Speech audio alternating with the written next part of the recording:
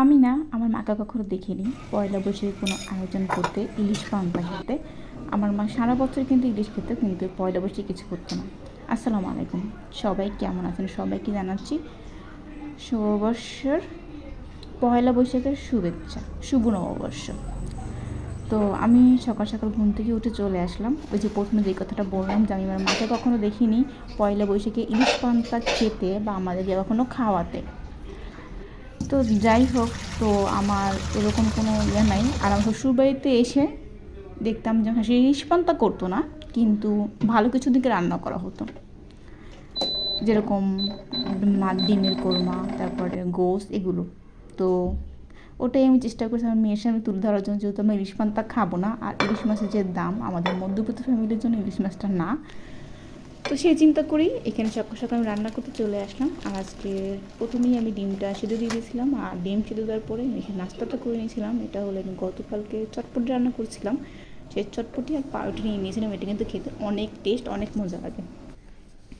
তো নাস্তা শেষ করে এইখানে আমি যেহেতু এখানে আমি করব হলো ডিম, তারপরে চিকেন, আলু দিয়ে একটা কোরমা। তো সেই কারণে আমি জাস্ট 3 পিস, যেহেতু আমরা মানুষ কম, তো আমি হিসেব করে এখানে 3 পিস নিয়ে নিয়েছি। এইখানে সামান্য পরিমাণে টক দই নিই আমার বাসায়, এই কারণে আমি একটা লেবু, তারপর এখানে দুধ, আর ছিল হলো আপনার একটু সামান্য পরিমাণে রোস্টের মশলা, যেহেতু জয়ফল জয়তে ছিল না আমার কাছে গুঁড়া, এই জন্য একটু সামান্য পরিমাণে রোস্টের মশলা দিয়ে দিয়েছিলাম।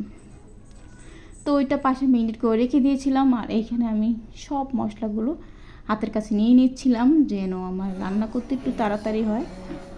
আর তো এখানে আমি সব কিছু মশলাপাতিগুলো গুছিয়ে নিয়ে আমি এখানে রান্না করতে চলে আসছিলাম। তো প্রথমেই দিয়ে দিলাম হলো কড়াই।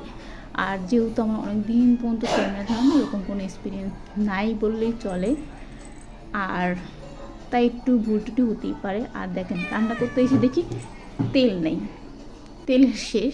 তো এখানে নতুন একটা তেলের বোতল নিয়ে নিয়েছিলাম, তারপর তেলটা দিয়ে দিলাম হলো সামান্য পরিমাণে এখানে পেঁয়াজ, অনেকটা পরিমাণে পেঁয়াজ কুচি, কারণ কোরমাতে না পেঁয়াজ কুচিটা একটু বেশি যায়। আর এইখানে সামনে দিয়ে পেঁয়াজটা যে একটু নরম হয়ে আসছে, তখন আমি দিয়ে দিয়েছিলাম হলো গরম মশলা, কাঁচামরিচ, আদা বাটা, রসুন বাটা, তারপরে ধনিয়ার গুঁড়া, জিরা বাটা। আদা বাটা আমি একটু বেশি পরিমাণে দিই, কারণ কোরমায় আমি আসলে দেখলাম যে আদা বাটা একটু বেশি পরিমাণে দিত। তো সব মশলাগুলো দিয়ে, আর আমি এখানে গুঁড়ো মরিচটা একটু কম দিয়েছিলাম, কাঁচা মরিচটা একটু বেশি দিয়েছিলাম, গুঁড়ো মরিচটা দিয়েছিলাম একটু কালারের জন্য। জাস্ট তোমার মশলা কষানো কিন্তু এখানে প্রায়টাই শেষ, একদম তেল উপরে বেশি উঠেছে।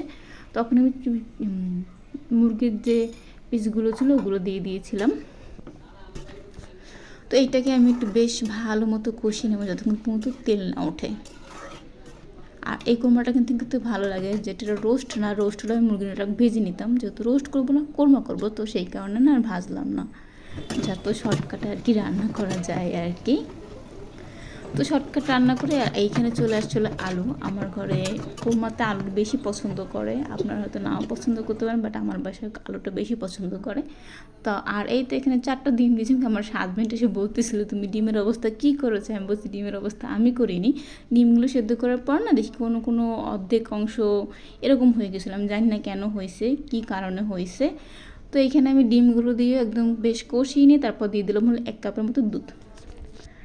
আর এই দিকে কোরমা হচ্ছে, আর এদিকে আমি যে পোলাও রান্না করব সেটাও একটু প্রিপারেশন করে নিচ্ছিলাম। তো এটা করতে করতে আমার কোরমাটা অলরেডি রেডি হয়ে গেছে, তো আমি ঢেলে নিচ্ছিলাম একটু। এখানে না হলুদ হলুদ দেখা যাচ্ছে, কিন্তু এতটা হলুদ হয়নি, এটা একদম সাদা সাদা ছিল, হয়তো ক্যামেরার জন্য। আর এখানে আমি পোলাওটা বসিয়ে দিয়েছিলাম। পোলাওটা রান্না করার পরে না আমি যে ঝাল মাংসটা ওইটা বসিয়ে দেবো, কারণ পোলাওটা তো কতক্ষণ রেস্টে রাখতে হয়, মানে দমে রাখতে হয়। তো এখানে আমি চালটা ভেজে একদম ওই যে কোরমা করছিলাম একটু একটু পানি গরম করে দিয়ে করছিলাম, সেই পানিটা দিয়ে দিলাম। এখানে সামান্য পরিমাণে চিনি আর লবণ দিয়ে দিয়েছিলাম। তো পোলাও তো সবাই রান্না করতে পারে কম বেশি, এটা রেসিপি বললাম না, জাস্ট আমার মতো করে আমি রান্না করি আর কি। তো আমার কাছে পানি একটু কম মনে হচ্ছে, আমি একটু পানিও দিয়ে দিলাম। আর এইখানে পোলাওটা বসিয়ে আমি একটু রেডি হয়ে নিচ্ছিলাম। তো প্রথমে চাচ্ছিলাম যে একটু মেকআপ করি, কিন্তু তো এত পরিমাণে গরম পড়তেছিল, তো আর মেকআপ করার না কোনো ইচ্ছা হলো না, তাই একটু জাস্ট লিপস্টিক দিয়ে নিচ্ছিলাম। আর আমার কাছে মনে হয় যেন মেকআপ করলে না আমাকে কেমন একটু লাগে, বাট মেকআপ ছাড়া যদি আমি একটু লিপস্টিক দিই মনে হয় যেন আমার কাছে বেশি ভালো লাগে আমাকে। যাই হোক, এটা হলো চার্জারই। আমি অত মেকআপ করি না, মেকআপ খুবই সিম্পল করি আমি, বা অল্প করি মেকআপ। তো এখানে জাস্ট লিপস্টিক পরে নিয়েছিলাম, আর সবাই পয়লা বৈশাখে পরে হলো লাল শাড়ি বা সাদা শাড়ি, আর আমি এখানে পরেছি হলো গোলাপি, আর এটা নিয়েগুলো বা কালো বলে। তো যাই হোক, এটা হয়তো পয়লা বৈশাখে যায় না, তো আমি শাড়ি কিনবো করে না, শাড়ি আর কেনা হয় না, যেহেতু আমি শাড়ি অতটা পরি না, আর যেহেতু কোথাও বেরো হবো না, যেহেতু আমার মেয়ের পরীক্ষা, তো ওই কারণে অতটা করি নাই আর, মানে বেশি একটা গর্জনীয় আমার এই ব্যাপারটায়। তো যাই হোক, এদিকে একটু শাড়ি পরে তারপরে চলে আসলাম হলো আবার সেই রান্নাঘরে। যত যাই করি না, কারণ রান্না তো শেষ করতে হবে। তো রান্না করে আমি এখানে মুরগিটা বসিয়ে দিয়েছিলাম ঝাল আর কি। তো সেইটা একটু দেখে নিচ্ছিলাম। তো এদিকে একটু আবার মাঝখানে কারেন্ট চলে গিয়েছে, তো এই জন্য রান্নাটা অফ ছিল। তো রান্নাবান্না আমার কমপ্লিট। সবাইকে পয়লা বৈশাখের শুভেচ্ছা। আর আমার পয়লা বৈশাখ উপলক্ষে ছোটখাটো কিছু দেখি কি রান্না করলাম। এখানে হলো মুরগি ভুনা, সালাদ, এখানে হলো ডিম, আলু, মুরগির কোরমা টাইপের, ওইখানে হলো পোলাও। তো আমাদের তো মানুষ বেশি না, মানুষ কম, এই জন্য অল্প। আর এই তো এখানে আমি আমার হাজব্যান্ডকে খাবার দিয়ে দিচ্ছিলাম। আবারও বলি সবাইকে শুভ নববর্ষ। সবার দিন কেমন কাটলো অবশ্যই কমেন্টে জানাবেন।